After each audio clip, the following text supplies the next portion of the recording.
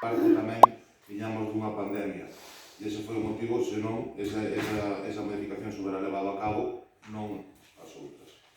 Respecto ao tema do lixo, penso tamén que está máis que falado, penso que todos coincidimos que é obvio que o criterio poboacional non é ni medioambiental, ni injusto social e económicamente, por eso xa se está a traballar noutras vías. E respecto, pois, a que facía fincapé Sofía sobre o tema do conservatorio, primeiro dicir que nós non estamos de acordo co que se presenta porque se di nos propios informes de forma directa e clara de que a bonificación fiscal por empadronamento é ilegal.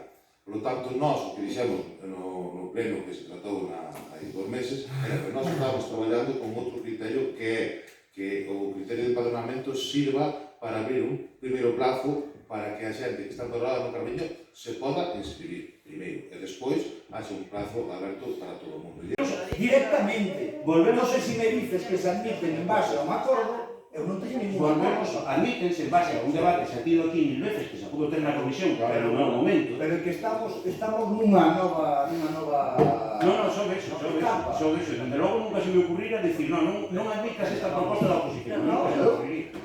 Debatiremos, votaremos, A mí o que non me parece normal é acatar algúns informes ou decir que te saltas algúns informes e logo saltarte outros. Pero volvemos ao mismo.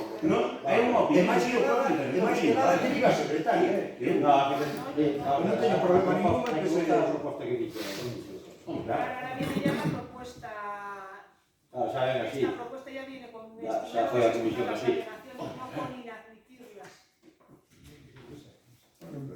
Isto se llama lo que nos fala na comisión. Pero si temos informes que se colgan 10 horas antes